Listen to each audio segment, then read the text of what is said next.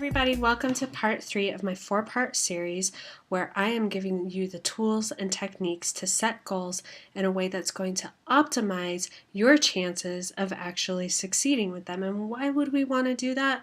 Because A, we're setting goals because we want them.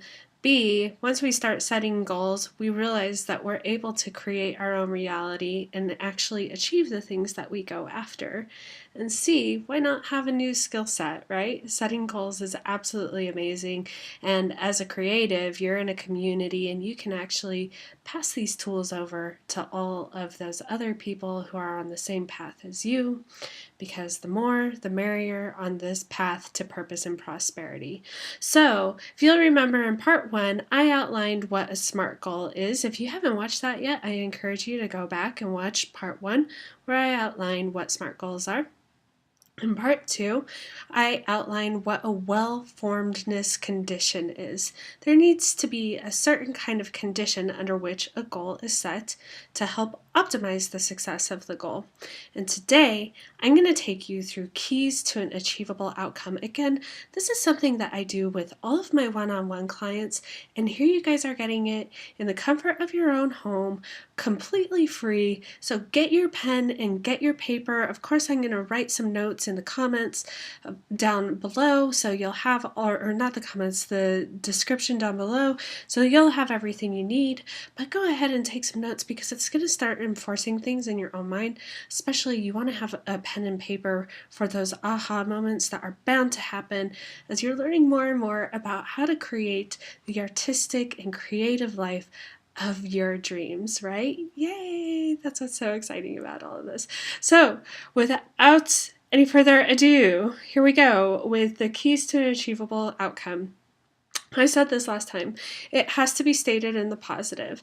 Our unconscious mind actually doesn't know the difference between a negative and a positive. So if we focus more on what we do want, our unconscious mind will start forming the thoughts and the emotions that put us toward where we're going, as opposed to creating the thoughts and the emotions that are present when we think about what we don't want. So remember, it's really easy to think about what we don't want, and that's actually really handy for a little moment in time. And for helping us identify what we do want, that's totally okay. But we can't stay there for too long. We have to define what we really do want to make that destination really clear, really emotional, and really meaningful for us. Specifying the present situation. This can either be really scary or really exciting, however you want to approach it. The present situation might seem like you're really far away from where you want to go, and I want to tell you right now that that's okay. It's okay to be really far away from where you're going, because I don't know, it's more of a journey. It's more of an opportunity to learn. It's more of an opportunity to learn states of resourcefulness, such as curiosity and creativity, and it's going to challenge you. You've seen this before. It's going to challenge you to dream big. I'm all about the dreaming big and really stretching your limits. And honestly, if you're not a little scared, if it's not a little uncomfortable, then you're cheating yourself of something. I'm just going to put it out there that plainly. So specifying where you are now. Where are you now? Again, I used the example in the last video. Say you want to book 25 more gigs for your band or for your music in the next year. All right, let's say 50. 25 seems like way too low. Say 50. Where are you now? Maybe you've booked 5. So what do you need to do to get 45? All right, so here's step 3. Specifying the outcome. This means, what are you going to hear? What are you going to see? What are you going to feel when you have it? And we talked about this a little bit last time, but this is so important because you need to know what it is that signifies that the goal has actually been accomplished. It's something called an evidence procedure. So as you think again about what you're going to feel, what you're going to see, and what you're going to hear, etc., when you have it, I want you to really take some time to think about it. This isn't meant to be a quick fix, magic pill kind of thing. No, there's a reason why this is a 4-part series, right? There's a reason why there's an actual skill to accomplishing goals, and you actually have to learn this skill. So take some time and imagine what it would be like if you had that now. If you had accomplished the goal now. What are you seeing? What are you hearing? What are you feeling? If that exercise does not feel compelling to you by the end of it, you need to reevaluate the goal. Because remember in part 1, when we said that it has to be meaningful to you, if it is not compelling to you, then it's not the right goal. It's not your goal. It's very likely someone else's goal or something that you picked up from television or social media or something like that. But if there's no emotional charge behind it, I've said it in the last 2 videos and I'm gonna say it again. If there's no emotional charge behind it, then there is no way that you're gonna keep going through obstacles, through tests, through challenges, or through distractions. There's no way. Why would you? There's no reason to. Okay. And then I want you to, if you're looking at it through your own eyes, through that exercise, I want you to almost like take yourself out of the picture and kind of like insert it into your future. Now, part 4 is going to be an entire video where I do something called timeline therapy, and I'm literally going to teach you how to make sure that certain events happen in your future. Sound a little bit crazy? Maybe, but it actually works. Because it creates that momentum, it creates that meaning, it creates that excitement of all the possibilities that lie within you. You are the great creator, right? You're creative, you're an artist, that's why you're here. Now let's go create the life of your dreams. So look out for the next video where I'm actually going to take you on a little timeline journey. It's going to be a longer training, but I promise you, once you have the technique down, you can use it again and again and again and again, and you'll get better and better and better. It's amazing. So anyway, insert it for right now. Just imagine all of that happening in the future. Now, how will you know when you have it? Will there be a certain amount, like if we go back to the music gig, will there be a certain amount of gigs in your calendar, right? That seems pretty easy. If this is a financial goal that you're working on, how will you know that you have it? Is all of the money that you're desiring in one account? Will you be able to see the account on your banking app when you open it up?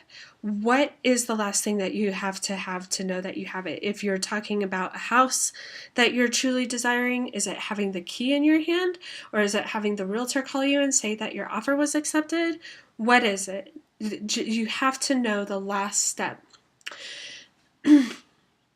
Step 5, is it congruently desirable? When you're thinking about this goal, think about, what is it going to allow you to do? What are you going to be able to do once this goal is achieved? There are so many different things that motivate us to break out of our current situations and our current patterns of being. And that has to be really strongly motivational. It really does.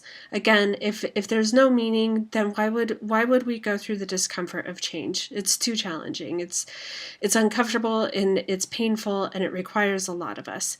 So what will it allow you to do? Think about that, write about it, meditate on it, and let it go into that bank of emotion and meaning that I've been talking about on this video and the last 2 videos and probably many, many other videos to come. Again, is it self-initiated and self-maintained? I did talk about this a little bit. This has to be for you. Even though other people might benefit from the goal being achieved, this has to be something that you truly want to do, right? So maybe your band members would truly benefit from getting 50 more gigs for the rest of the year? Obviously they would, but you have to be in on it. You have to desire it deeply. It can't just be for them. Otherwise, there's no way that you're going to make the goal happen. If it's something that you want deeply and you have the people in your life on board with you, more power to you. It's awesome. Okay. Step 7, determining whether it's appropriately contextualized. So, who do you want this goal to be with? Who's going to be there when you achieve it? If it's your band members, perfect. Is your family involved? Are your loved ones involved? Are your friends involved? Is the Pope involved? Who is it? When and where? What is the context that this happens in? Where are you going to be when you know you've reached this goal? Meditate on that. Let it contribute to the emotions and tell the meaning that we all know is really, really important to drive us forward through the obstacles and everything that we really want to do. Resources. Step 8, determining what resources are needed. This is my favorite part because there are no lack of resources in this world, just a lack of resourcefulness, right? So we might think that we need so much more in this world to go after what we really want. And those are stories that are keeping us victims of our own psychology when we really know that we're worthy of so much more. So here's the questions that you get to ask yourself about the resources. What do you have now? And what do you need to get your outcome? So what do you have now? Do you have a manager? Do you have a really great network? Do you have connections? Do you have meetings scheduled? Do you have networking events in your town where you're going? Are there conferences that you can go to? Do you have a social media following? What do you have? And then what's needed? Do you need more connections? Do you need a bigger network? All of that stuff. Write it all down. Be really honest, okay? I promise you it's only going to help. It's only going to help. Another really great question is, have you done this before? So if we're going with the music gigs for your band, have you booked gigs before? Cool. Great. How did you do it? What worked? What do you think you could improve on? What can you learn from the last times that you weren't able to do it, that you got turned down? Actually, the times where you failed in the past, those are huge resources for you. Absolutely gigantic. Do not dismiss those because they have so many learnings and so many lessons in them, and now is the time to leverage them as the resources that they are, right? All right, do you know anyone who's accomplished this goal before? Is there someone who's just absolutely slaying at their music game, right? If you know them, offer to take them out to dinner or do something for them and just get really curious. Speaking of resources, curiosity is a resource. Being curious about people. People love talking about themselves and especially their successes. So if you get really curious about how they were able to do all that stuff, just be there and listen. Listen to hear, not to speak. Listen to learn, not to correct or justify or explain yourself or anything like that. Really listen to that person. Can you act as if you have it? We've talked about this in the last 2 videos. If you can act as if you have it, how are you going to show up? What is your energy? What is your attitude? How do you greet people? How do they respond to you, right? As opposed to being really needy and worried that you're not necessarily getting exactly what you want and really attached to the outcome because you need it so bad. People pick up on that energy. They really do. So act as if you already have it. Act as if you got it in the bag and it's so easy and you're so worthy of all of it. And watch how your external world starts reflecting that back to you. So, I want to go ahead and talk to you about some of the other resources you probably don't even know you have. Think about it. You have the internet, you have a roof over your head. I'm guessing that you are not going hungry right now. I'm guessing that you probably have some friends in the industry. You're watching YouTube, so you're watching these videos wherever you're watching them, might be YouTube. You might be able to find out even more. Like there's podcasts, all sorts of things to listen to. I got into my career a lot because of the mindset shifts that happened through a lot of years of listening to podcasts, right? And now I can use those mindset shifts and bring them to my clients in a way that helps them just like go forth and explode in their lives in a way that they never really thought was possible. So podcast, listens to interviews, read biographies, all of that good stuff. Like I said, your failures are your resources as well, okay? Learn from them. Don't be ashamed of them. You be proud of them. Leverage them to make sure that you never make the same mistake twice, right? That's making mistakes is all a part of the game, especially when you're dreaming big. It's just something that's going to happen. So there you are. That is all of the keys to an achievable outcome. Like I said, I'll put the notes down in the description. I want you to subscribe to this channel and then also let your friends know about it, especially if they're an artist, writer, comedian, actor, musician, because what we're doing here is we're forming a community of people who say no more to this broke artist bullshit, no more to this depressed artist bullshit. We all deserve a life of artistic freedom and of prosperity, and I'm here to help you in achieving that in whatever way I possibly can. I've been doing that one-on-one with my clients for over a year now.